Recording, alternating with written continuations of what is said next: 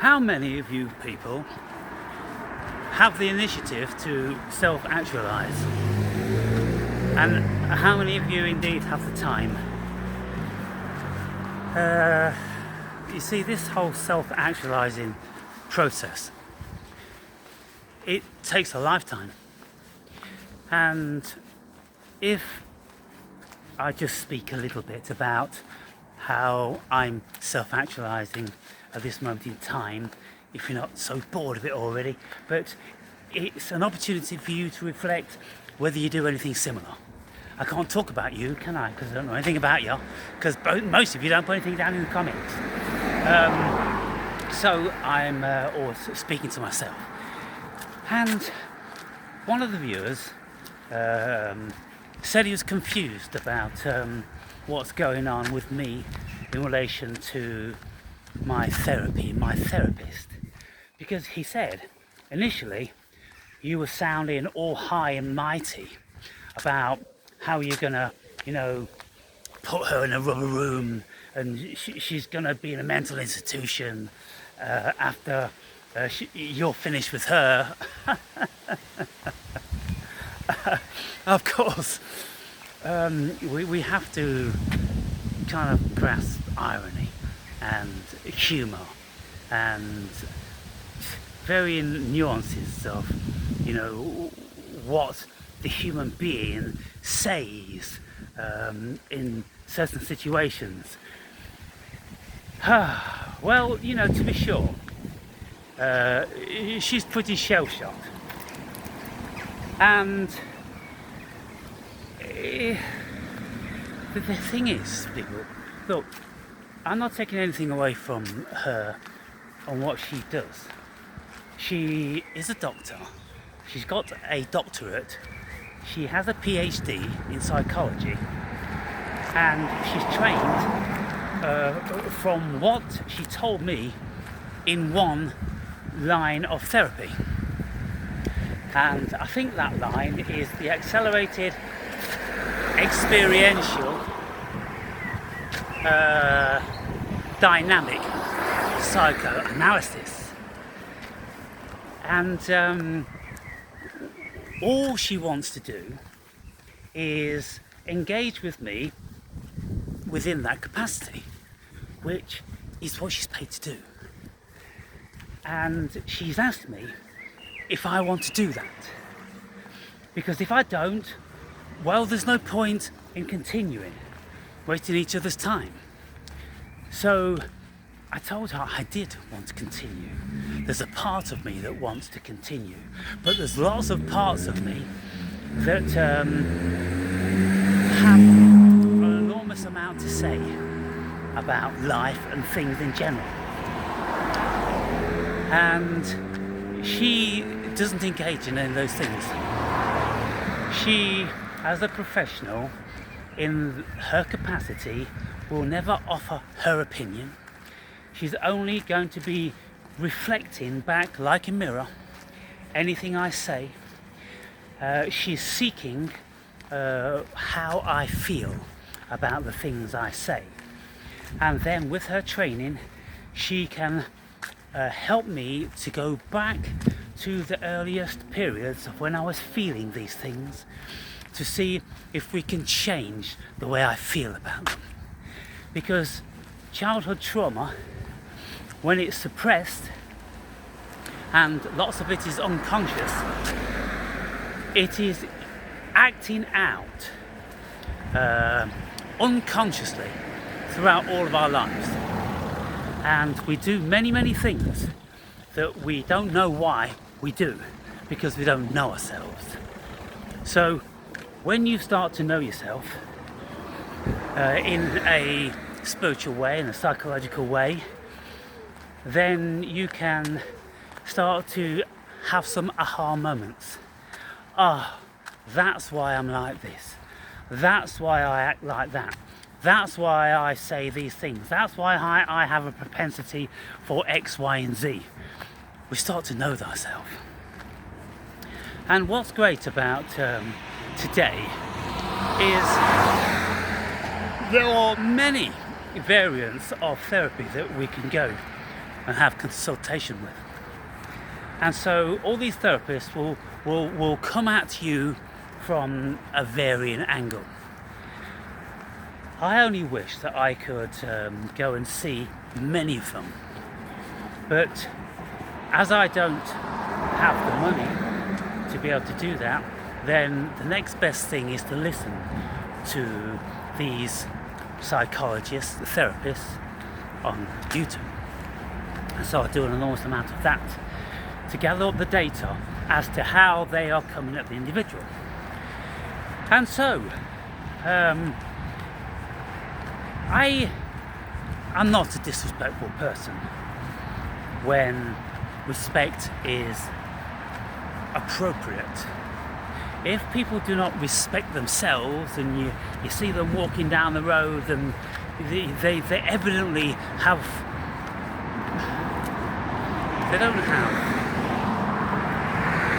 much of a care, you can see that. Whether it's the hair, whether it's the teeth, whether it's the weight, general upkeep, dress and things like that. If people are not projecting that they care for themselves, then they're inviting all and sundry not to care for them, to offer them exactly the same what they're projecting onto the world. And so, many of the things I say, I'm saying them in a facetious sort of way. I'm joking, I'm jousting, I'm bantering, and I'm giving opportunity for people to engage with their ego. Because if your egos are triggered by the things I say, then if you reflect upon that, instead of projecting shit back onto me, then you'll be doing your own self-actualizing. And so I say all those things to give you the opportunity to do that. But also I say those things to give you an opportunity to have a knee-jerk reaction and say something to me. And what used to happen in the early days, I'd get lots of people, they'd be telling me I'm all the cunts under the sun and stuff like this. And I would, have an opportunity then to go, that's great. Now you see all those things you've just projected onto me, that's your shit. I mean, whether I've got your shit that you're projecting onto me or not, it's my shit. And so I'm dealing with my shit, I'm talking about my shit, I'm thinking about my shit, and I'm putting my shit out there so other people can sling some of their shit onto me. And what that does for me is that enables me to know thyself a little bit more, to see how each individual feels like they are being affected by the things I say. And in the early days, it always used to be about my ego. My ego, my ego, my ego. I don't think anyone's even mentioned my ego in about 5 years. And there is barely a single person who ever puts anything negative down in the comments about me, like an ad hominem. Once in a blue moon there is someone that's really upset and feeling unloved and rejected. Then you get those sort of people, and it's invariably women, but it can often be men. But their anima must be quite strong within them because they're all kind of emotional about being rejected and things like that. But I don't get that. And so over these years, I've conditioned my viewers into a certain train of thought, and anyone that's reasonably long in the tooth watching my videos, and kind of like you've seen patterns form, and you see the repetition, and it's kind of like, I think I know what he's doing now. And because then I tell you why I'm doing these things in my videos, and then I'll have a stream of videos maybe for 50, and I won't be telling you what I'm doing. You've got to work it out yourselves, people. I mean, my channel is a psychological channel, and philosophical, and religious and things like that. And so I'm giving you the opportunity to think about some of the things I think yourselves. And so basically I'm holding up a mirror, And so you can look at yourself, because that's all we're doing. When I go and see my therapist, initially I didn't really know what to expect, because I didn't know what she was trained in, and I didn't know how she was going to be. But now it's perfectly plain that she isn't going to be engaging in any philosophy at all. In actual fact, she won't engage in nothing, I say. All she's doing is just holding up a mirror to me, so my reflection bounces back at me, I look at my reflection, my words come back into my ears, and if she feels I've missed the point, then she'll repeat what I said, and she'll ask me, why did you say that? What feelings do you have when you say those things? Do you want to look at those feelings? Do you want to address those feelings? Shall we inquire into those feelings? And then we do. And so in this regard and in this respect, I respect her wholeheartedly, because I think she's very good at this, and she's going to need to be pretty good to rein somebody like me in. And so having now spent 10 hours with her, we're halfway through. We are both honed in to what we want to do, and I have conveyed to her that I'm absolutely serious to utilise this time, the remaining time, in the best possible way, so she can help me have greater insight. And so I go back to her each week with my thoughts, and if I've become aware or learned something from other therapists, then I'll speak to her in her language and ask her if we can work on that stuff. And the things that I'm working on are, like you already know you should do, supercilious, my Messiah complex. You see, the Messiah complex isn't that I think that I'm the biblical Jesus. It isn't that I think that I'm the biblical God.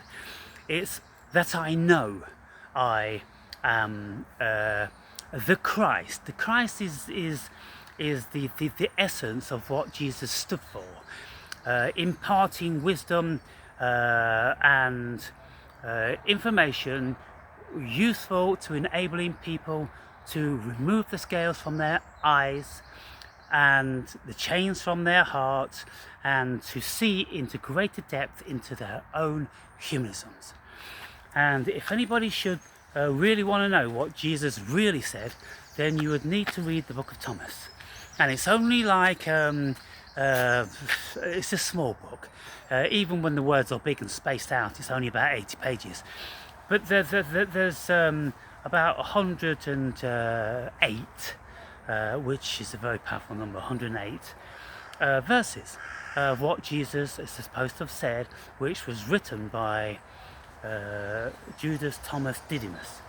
And Didymus means twin, and Judas apparently means twin. I think Judas means twin in Greek, where Didymus means twin in Hebrew. And so you've got Thomas, twin. And the Thomas, which was one of Jesus' disciples, is said to be this same Thomas, who knew Jesus very well. And he wrote down what Jesus was saying to them, but not necessarily to the public. Because Jesus was speaking on many levels. And, you know, we often have to speak on many levels, don't we? And so I'm saying to people that I won't waste my time or anybody else's time by speaking in a very, very mundane, rudimentary way. I'm not about to teach people on that level. It's not really my intention to teach and awaken anyone. I am doing what I consider I am obliged to do via the cosmos, which is to speak about my journey and give anyone that's interested the facility to listen and take from it what they will. I don't care if you don't take anything. I don't care if you absolutely love my videos. It doesn't make any difference to me. I'm just doing my job. I don't know who the vast majority of you are, and I'm not jumping with joy thinking that I'm saving souls. I am the embodiment of the Christos, the Christ, and so anyone who is doing what I'm doing to help other people become awoken and spiritually enlightened, then they are engaging in the Christos. And apparently we all have the Christos potentially within us, and it is said to be activated by the Kundalini raising. But I believe it can be activated in many other ways which isn't so apparent. You don't feel this incredible surge which, fucks you up, for many, many years. You can have the Christos drip fed to you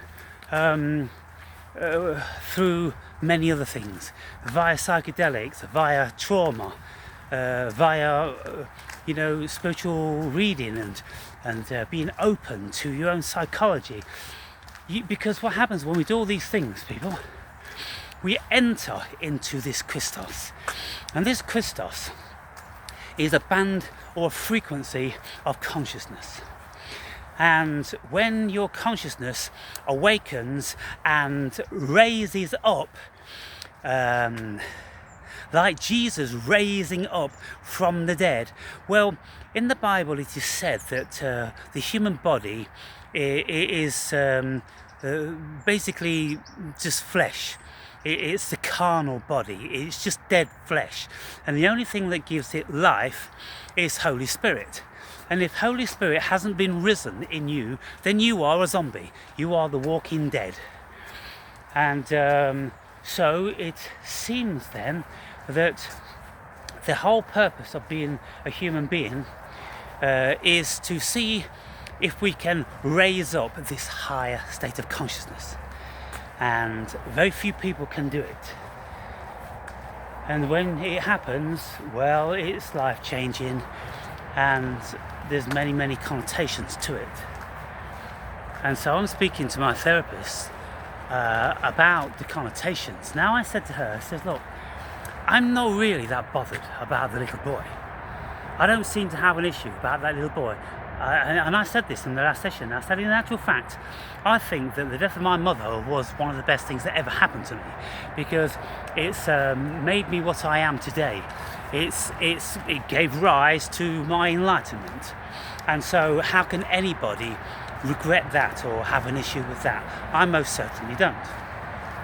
The issues that I want to address with her is that if I can if I can make some modifications on the facets of me which keep me very reclusive, which have the propensity to shoot people down and consider people fools, even though most of the world are fools. And when you're an enlightened being, to be quite honest, almost everybody looks like a fool. Even if they've got PhDs in this, that and the other, invariably they're still fools. Because if you're going to be awakened or enlightened, then it's got nothing to do with how many PhDs you've got. It's to do with your state of consciousness.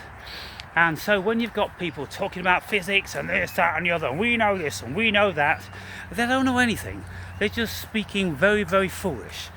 And anybody who is enlightened or very spiritually awoken, well, they will see that that's complete rubbish that they're speaking, because it's nothing like the wisdom and the information and knowledge that they possess. And they possess stuff that can't be written in equations.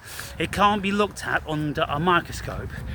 And so these are subjective experiences, they're conscious experiences, and there isn't a single scientist on the planet that knows anything about consciousness. And so when we start to deal with the realms of intuition, consciousness, and gods, things like that, well, there's no room for science. Science is for the matrix, and so the spiritual has nothing to do with the matrixial, and so they can't speak together. And if you've got some idiots like Professor Dave who thinks that that's pseudo intellectualism and a load of rubbish and stuff like that, like Richard Dawkins, he doesn't consider that there's any spirit at all. Why does he not even consider that there's spirit, in view of how many millions of people speak about one? Because he's never encountered it. He doesn't possess it within himself, so he's got no knowledge of it. Because knowledge is subjective, people. If you're going to know anything at all, and it's going to be considered to be real knowledge to you, then it's going to be subjective. You're going to have to have learned and experienced something. And if you just learn math, and you learn all these equations, and then you think you know things like E equal MC squared, and that you know what it pertains to, well, all it pertains to is ideas. You see, all this stuff is just ideas, and they're no different to the ideas that we have about God or religion or spirituality. It all boils down to ideas.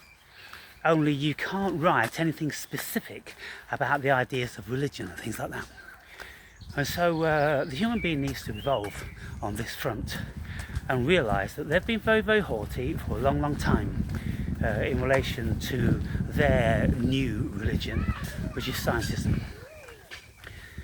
So my videos speaking about my journey towards gnosis. It's a never-ending journey, people. We learn and we learn and we learn, and we keep pursuing, and things change and all this stuff. And so all I'm doing is just displaying this to you. And along the way I'm rattling cages and I'm poking you with sticks, and I'm trying to get a response out of you if I get tired of no responses in the comments. And so I think, well, I'll start to joust with your egos, and some of you will come forward and defend your ego, and others will just get even more introverted and shy, and maybe you'll just go away, and you won't ever feel comfortable enough to start engaging with me in the comments, or indeed in the video, because you feel like I've smited you. I've not smited anybody. I've not smited anybody. I've not directly attacked anybody. I've not demeaned anybody. I have just said stuff about stuff. And if you thought that that stuff pertained to you, then unconsciously, or maybe even consciously, you know that you've got stuff to address. And you can look at me and a fine figure of a man and many attributes, and you can have envy, jealousy and hatred and things like that when you look at yourself and you're not like that. But if you knew what my life was, it's like Elon Musk says, you wouldn't want to be me. My mind is a storm. Well, you know how much of a prolific thinker I am. You know how I analyse absolutely everything. And I never stop self-actualising from the moment I bounce out of bed in the morning to the moment I go to bed in the evening time. I'm a full-on self-actualisation in process. And it could be considered a curse. It could be considered a blessing. Now, if I was to tell you which it is, I would say, well, look, I've made lots of sacrifices in my life. And the sacrifices I've made are anything that's got anything to do with the social realm. Travelling, I just don't want to travel. I just don't want to be around the herd. I don't think of them in a useful way. I look upon them with pity and I suppose a certain sadness, and lots of ways that I'll look upon them, and I'm just so detached. I've been so detached for so long that I'm just not a part of it. But I can mingle with people, on the appropriate level. I meet them at their level, because who's going to meet me at mine? I haven't found anybody yet. There's been a few people that have come close in my life, but somebody that's going to be keeping me on my toes and keeping me asking them all the questions, well, it's never been like that. The only questions that I ask people is about their psychology, trying to extract something out and how they are thinking. I'm not asking them about the thoughts that they have and the knowledge that they have. Oh, that sounds really interesting. Tell me about that. Educate me about that. No, it just doesn't work like that. They don't have the depth. I need to be speaking with philosophers and psychoanalysts with a history of many years under their belts, so I can be in full flow and have a reciprocal conversation. But looking at the amount of views on the videos at this moment in time, it's very, very small. What happens is most times my videos don't come up in your feed, and if I've had a strike and I've not been around for a while, then it takes YouTube's algorithm quite a while before they start putting my videos back into the feed. So this is why the videos are hardly getting any views at this moment in time. And I know lots of people who aren't in the comments at this moment in time. They're like flies on shit whenever I put a video up, and so they would be there now if they knew that I was back, but unless they come back onto the channel, then they won't know that. But in time, people will come back onto the channel. When they get the moment, they'll think, oh, the Awakened Brave, let me just take a moment to see if he's back. And then it's kind of like, oh, fuck, he's back, he's got 50 videos up. Why didn't I get notified? Well, ask YouTube. But that's what goes on, people. And so, the question at the end of this, how many of you feel smited by the things I say? How many of you feel offended? How many of you feel that you can't engage in the comments because of some level of detachment or fear or resentment or something like that? Because what I know about people with comments, you have to have a constant reiteration of assurance, like Russell Brand. Every 2 minutes it's like comments down below, what do you think? Anyway, that's what I think, but what do you think? He's so interested in what they think, but he's not, you see. He's interested in the amount of comments, because the amount of energy that the channel receives, then it gets promoted in the algorithm. So he isn't interested, and you don't think for one moment that Russell Brand's reading the fucking comments when he's not making a video and going, oh, shout out to so and so and so and so. He's only doing that to keep your energy entering into his channel. Well, I don't do that. I'm not begging you, I'm not asking you, I'm not coercing you, I'm not offering you anything in return. I'm leaving it down to you to work out what you want to do. And if you don't feel as if you want to comment, then you don't. And if you do feel so, then you do.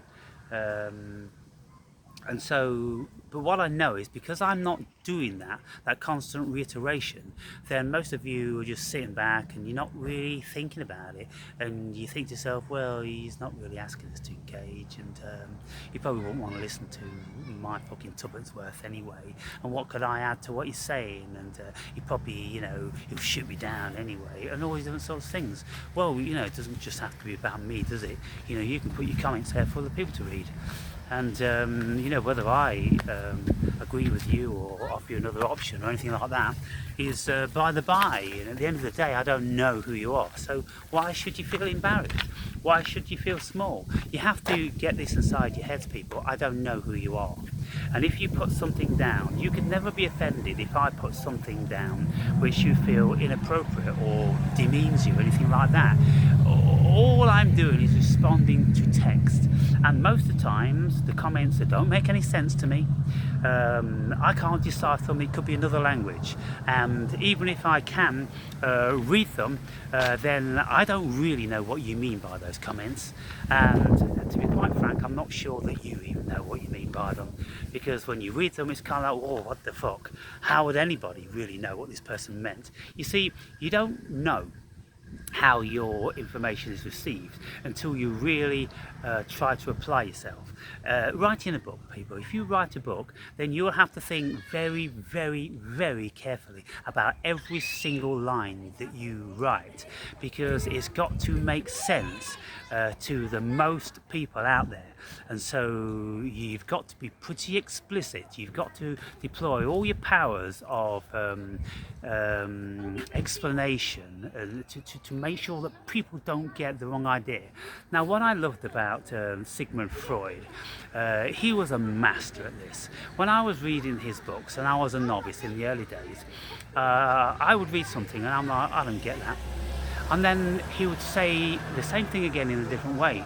And I'm like, oh, okay, starting to get it. And then he would say it in another way, a bit further down the page. And I'm like, this guy's a fucking master. He's absolutely making sure from his brilliant psychological cognizant brain that he offers what he's trying to convey to different tiers. You see, because most of the time he was speaking to his peers, but he also wanted to reach a broader audience, and so he had to write things in levels. And so, people, when you know about these levels and you're heading for a particular market, then you engage with them.